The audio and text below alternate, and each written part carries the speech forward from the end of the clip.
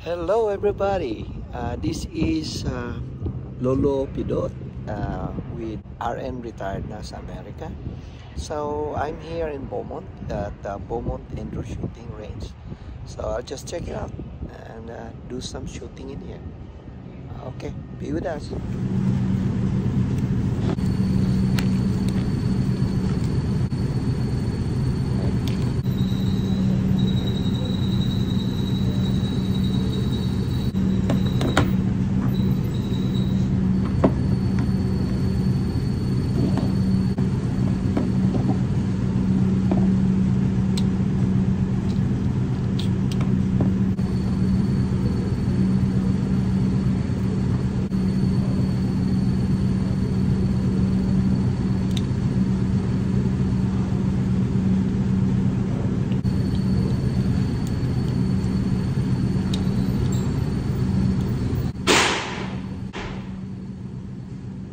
Hello everybody.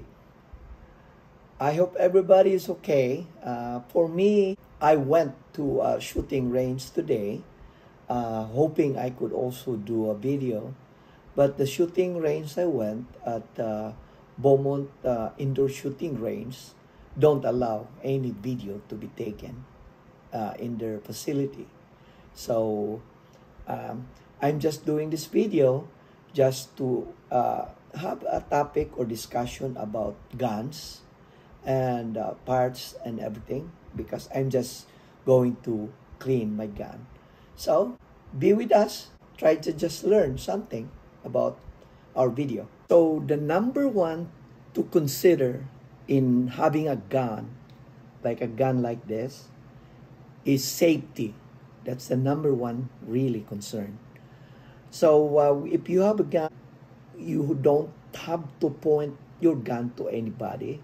It has to be secure all the time. You have to position the gun upwards, not to anybody. If you have to go to a firing range, most firing range will ask you or scrutinize about your experience about guns. They usually require for the beginners to have like a seminar or in training for them to know about gun safety and how the gun works. I usually go to an indoor shooting range. There are other places here where I go, in Beaumont, in Riverside. If you go to a firing range, you have to have your own gun. If ever you have no gun, they also have gun rentals. You need to have also ear protection. Ear protection like this. In the shooting range, you really have to protect your hearing. This would really prevent hearing loss because of the loud sound from the gunfire. And also, you need to have also an eye covers, either plastic or glass, to cover your eyes. So I just use my eyeglasses because I'm nearsighted, so I need to have eyeglasses also. There are two kinds of handguns, a revolver and a semi-automatic handgun. A revolver uses a rotating cylinder to hold ammo.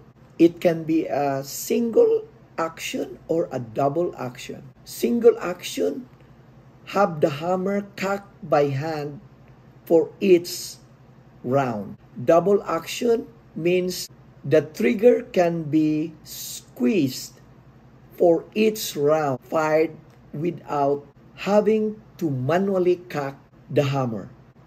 Semi-automatic handgun is having a magazine to hold the ammo and use recoil energy to cycle around. It has to be cocked first before firing. What I have is a small handgun. This is a 22 caliber handgun, a semi-automatic. There are three main parts of a handgun. One is the barrel, the one here, the barrel. This is the frame here. This is the frame.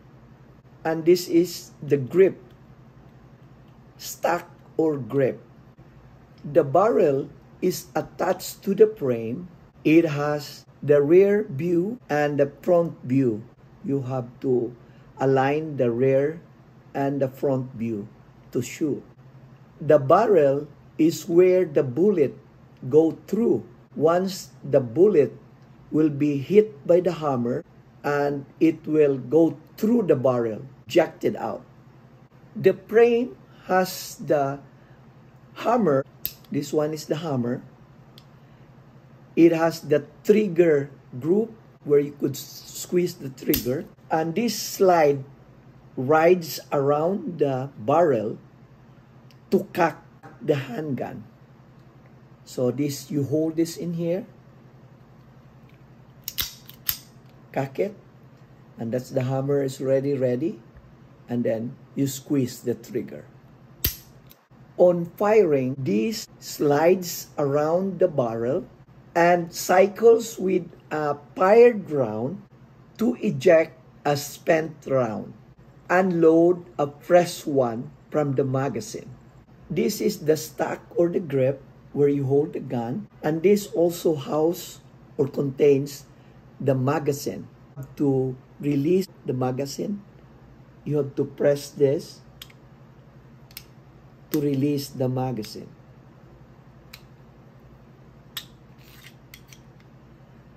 To fire the handgun, you have to cock it first by holding it in here, pulling it back. That's how to cock it. And you could see the hammer is already retracted out, ready to be fired. To fire, you have to squeeze the trigger, and that would fall the hammer forward, hitting the bullet, and then bullet being fired out through the barrel. I hope I have explained to you. I have a short, understandable explanation of how to manage these handguns. Thank you for watching. Please subscribe to my channel. Thank you.